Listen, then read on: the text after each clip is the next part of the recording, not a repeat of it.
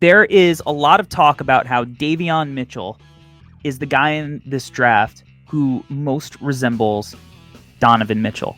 Mm-hmm. It's the number, it's the name, some of the pull-up shooting stuff. I think Josh Christopher most resembles the play style of Donovan Mitchell. And I know maybe you might say that sounds crazy, and maybe it is. Maybe it is crazy. But I think just from an aesthetic point of view, when you look at the two of them in the way that they get to their spots, in the way that they get into their, get to their shots, the little get the guy leaning left, come back right, come back left, little snatch back, crossover, in and outs. The measurables are not all that dissimilar. The ferocious power dunking, the way that you're able to use your body defensively. I see a lot of qualities of Donovan Mitchell in Josh Christopher. Now, you might be like, all right, but Josh Christopher's jump shot is not nearly as aesthetically pleasing as Donovan Mitchell. And you would be right, because Donovan Mitchell is playing like a fucking Hall of Famer in the playoffs. That's what he's been in the playoffs. But if you go and look at his shot at Louisville, it was not as clean as it is now. Donovan Mitchell got there through hard work, like straight up. Like, he made the changes he needed to make in his jump shot. So, and the footwork and all of that. And that's true. So, like, am I saying that Josh Christopher is going to turn into Donovan Mitchell? No.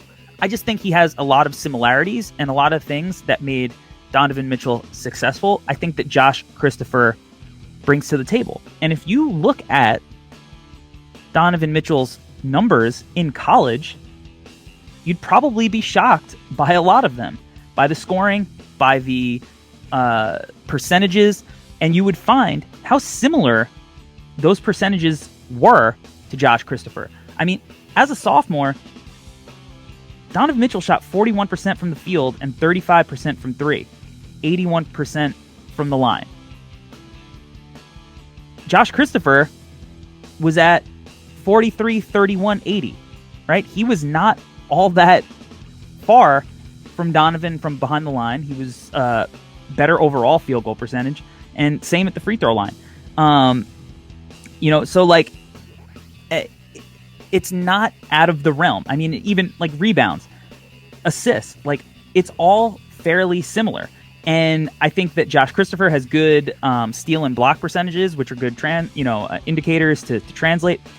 I'm not saying it's direct. I think that he has to make changes to his jumper to, kind of get to any kind of level close.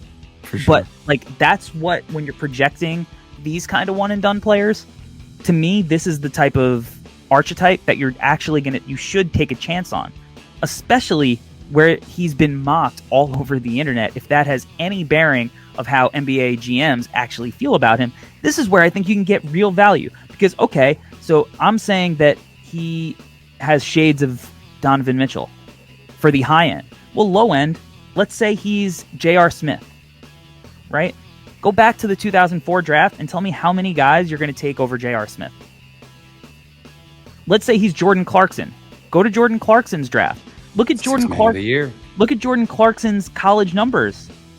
I mean, this is a guy that played, had a redshirt year, but played 3 years of college and shot 28% from three as, 22-year-old, however old he was, was not really even all that efficient.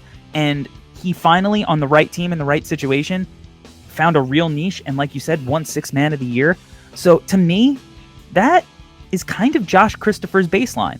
Now, maybe it's a situation where he is on the low end and he's Jordan Clarkson-esque and he doesn't find the Utah Jazz and he's this guy who bounces around on teams like the Cavs.